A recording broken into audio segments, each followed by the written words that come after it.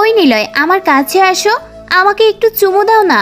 কতদিন হলো তুমি আমাকে চুমু দাওনি। কি বলো তুমি এসব? রাতেই তো কতগুলো চুমু দিলাম তোমার ঠোঁটে গালে, ভুলে গেছো? না ভুলিনি, সেটা তো অনেক আগেই, অনেক দিন হয়ে গেছে। কতদিন মানে? সেটা কিভাবে অনেক দিন হয়? আমি তো রাতের কথা বললাম। আমার কাছে সেটা অনেক দিন, বুঝেছো? তুমি এমন পচা কেন? বউ ডাকলে তুমি একটুও কাছে আসো না, খালি দূরে দূরে থাকো। আমাকে পচা বললা? জানো তোমাকে কত ভালোবাসি। প্রথম তো আমাকে তুমি পাত্তাই দিতা না। তখন ভালোবাসতা, কিন্তু এখন একটুও ভালোবাসো না। আগে পাত্তা দিতাম না, এখন তো দেই। তাহলে আমাকে তুমি দূরে কেন রাখবে? আমি কখন দূরে রাখি তোমাকে? তুমি তো দেখি বেশি পাজি হয়েছ।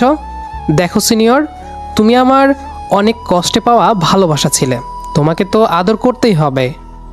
আচ্ছা, মনে থাকে যেন। আমি ওয়াশরুমে গেলাম, তারপর তোমাকে এসে দেখছি। নেরিসা কথাটা বলেই আমার পাশ থেকে উঠে ওয়াশরুমে চলে যায়। আমি বিছানায় গা এলিয়ে দিলাম। অফিস শেষ করে এসে বাড়িতে ঢুকেছি। আমাকে জড়িয়ে ধরে নেরিসা কথাগুলো বলল। মেয়েটা আমার সিনিয়র, রোজ অফিস থেকে আসার সময় ওর জন্য ফুল, চকলেট, আইসক্রিম নিয়ে আসা লাগে, না হলে মেয়েটা অভিমান করে বসে থাকে। সারাটা সময় নেরিসা আমার কাছে ঘুরঘুর করে। সিনিয়র হলেও তার ভিতরে এখনও বাচ্চামোর স্বভাবটা যায়নি। সে আমার কাছে একটা সাদা মেঘের মতোই উজ্জ্বল। তাকে পেয়েছি যেন আমার মনের গভীরে বর্ষার মতো করে। নীরা ওয়াশরুমে আছে। আমি গা থেকে শার্ট খুলে সিলিংয়ের দিকে তাকিয়ে নেরিসাকে কিভাবে পেলাম সেটা ভাবতে থাকি। মেয়েটা আমার থেকে বয়সে বড় ছিল এবং সাথে অন্যরকম স্বভাবেরও ছিল। অনেক কিছু ঝামেলা পেরিয়ে আজ আমরা একসাথে হয়েছি। চলুন সেই ঘটনা আপনাদেরকে বলি। আজ কি তোমার মন খারাপ? বিকেল গড়াচ্ছে তার নিজস্ব গতিতে, সামানুতিক গতিধারায়। প্রখর রোদ শেষে সূর্য এখন লাল আভা ছড়িয়ে দিচ্ছে তার মায়াবী ভালোবাসার প্রকৃতির প্রেয়সীর কাছে।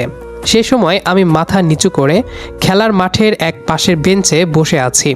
তখনই শুনি কারো কণ্ঠস্বর। চোখ তুলে তাকিয়ে দেখি নেরিসা দাঁড়িয়ে আছে। আমি ওর চোখের দিকে তাকিয়ে আছি। নেরিসার চোখ দুটো বিড়ালের চোখের মতো আসুরিক, নীরব, প্রকৃতির সাথে সহিত সঙ্গত, মায়াবী তনয়া, যেন বিড়ালের ছানার মতো ছুটে চলা অনধ্য বহমান এক বিশিষ্ট প্রণয়া, যার সর্বাঙ্গে মন মাতানো রঙের আধার। আমার চাহনি দেখে নেরিসা বলল, কথা বলছো না যে? ও কিছু বললে তুমি? তোমার আজ কি হয়েছে নিলয়? মনমরা হয়ে বসে আছো দেখছি।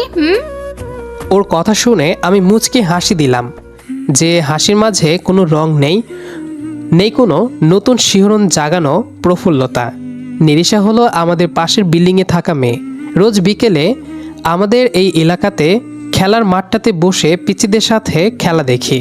নিরিশাও আসতো, সেখান থেকে পরিচয় ওর সাথে আমার। মেয়েটা কেমন দেখতে সেটা তো বললামই। আমার শুকনো চাহনি দেখে নিরিশা বলল, এই যে নিলয় সাহেব, তোমার আজ মন খারাপ বেশ বুঝতে পারছি। তা কি হয়েছে শুনি? কিছু হয়নি, হয়তো আজকাল একা থাকার কারণে কেমন যেন হয়ে গেছি, তাই আর কি। তবে ঠিক হয়ে যাবে। ও, সন্ধ্যা নামছে, আমি যাই তাহলে, থাকো। নেরিশা আমার উত্তর না শুনেই চলে গেল। আমি একটু চেয়ে থাকলাম ওর চলে যাওয়ার পদশ্রমের গতিপথে, যার সীমানায় আমার কেবল শূন্যতা বিরাজমান। আজকাল পারি না নিজেকে ঠিক রাখতে, পারি না নিজেকে স্বাভাবিকের যুদ্ধে বরণ করে নিয়ে আসতে। আমার মাঝে অস্তিত্বহীনভাবে বিরাজ করে নিঃসঙ্গতা। আজকাল আমার মাঝে সেই নিঃসঙ্গতা বেশ জটিলভাবে ভর করেছে। এটা একটি বড় ধরনের রোগ, যার নাম একাকিত্ব। নিঃসঙ্গতা বা একাকিত্বের মাঝে আটকা পড়লে দিশাহীন হয়ে যায় মানুষ। আমাকে যখন খুব করে নিঃসঙ্গতা আঁকড়ে ধরে, তখন হয়ে পড়ে অস্বাভাবিক একজন চিন্তাহীন মানুষ।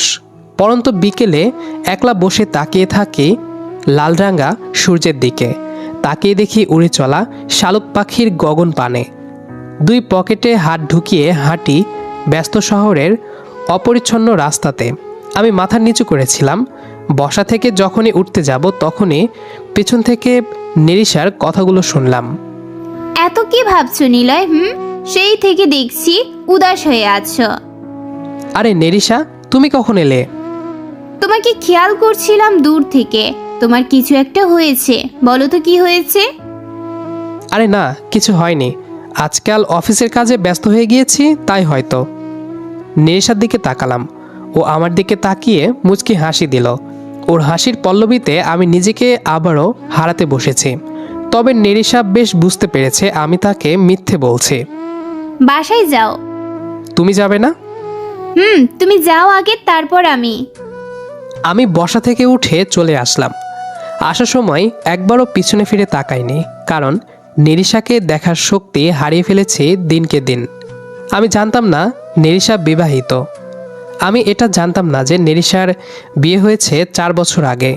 বিয়ের 2 বছর পর তার হাজবেন্ড মারা যায়। তারপর নেরিশা চলে আসে এখানে, মানে বাপের বাড়িতে। স্কুলের একটি টিচার ও। নেরিশার সাথে পরিচয় হয়েছে 10 মাস হলো। এটা কেবল বন্ধুত্ব কি না জানি না, কিন্তু নেরিশাকে আমি এখনও ভালোবেসে ফেলেছি। ওর তনুশ্রী চোখ, ওর সঙ্গত মায়াবী মুখ, ওর পদ্ম ফোটার মতো অনাবিল হাসি, ঘন কালো কেশ, কানের কোণাতে বেলি ফুল গোজা, গোলাপি ঠোঁট আমাকে আকৃষ্ট করে। আমি আমার অজান্তেই তাকে ভালোবেসে ফেলেছি আমার আত্মা বলে। ওর মায়াতে পড়েছি আমি। আমার একাকিত্বের মান অভিমানের ছায়া নড়ে। যখন জানতে পারি নেরিশা বিবাহিত, সেদিন তার থেকে দূরে থাকার চেষ্টাতে আছি। কিন্তু আমি যে এক পরাজিত সৈনিক। ধরা পড়ে গেছি আমি ওর মন মাতানো মোহনীয়তায়। নিজেকে সামলাতে আমি আজ একজন ব্যর্থ মানব। কথাগুলো ভাবতে ভাবতে 5তলা বাড়ির বিল্ডিংয়ের ছাদে চলে আসলাম। ছাদে এসে দেখি আদনান ভাই একমনে সিগারেট টেনে চলেছে। আমি ওনার পেছনে দাঁড়িয়ে কেসে উঠলাম।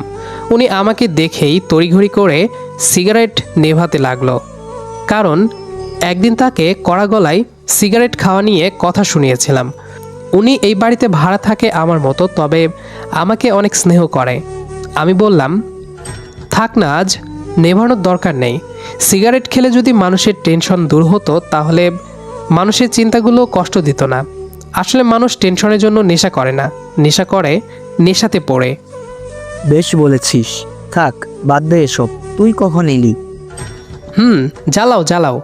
সবাই ছেড়ে চলে গেলেও পকেটের টাকা থাক বা না থাক, নেশা কখনো ছেড়ে যাবে না। কি হলো তোর? আজ অন্যরকমভাবে কথা বলছিস। আমি হাসলাম, কারণ আমার পরিবর্তনটা সবাই বুঝতে পেরেছে। শুনেছি কাছের মানুষগুলোই তার বিপরীত কাছের মানুষদের পরিবর্তন বুঝতে পারে। তবে কি নেরিশা আর আদনান ভাই আমার কাছের মানুষ? আমি বললাম, আচ্ছা ভাই, তুমি এসব খাও কেন? আর খাবো না, বাদ দে এসব। আমি জানি ভাইয়া, কি জানিস? তুমি যে একাকিত্বের অন্তরালে নিঃসঙ্গতায় ভুগছ, সেটা কাটাতেই সিগারেট খাও, আর এটা ছাড়বে না। অনেক কথা শিখে গিয়েছিস। আমি চুপ করে আদনান ভাইয়ের মুখের দিকে তাকালাম। আমাকে দেখে সে মাথা ঘোরালো। আমি প্রশ্ন করলাম,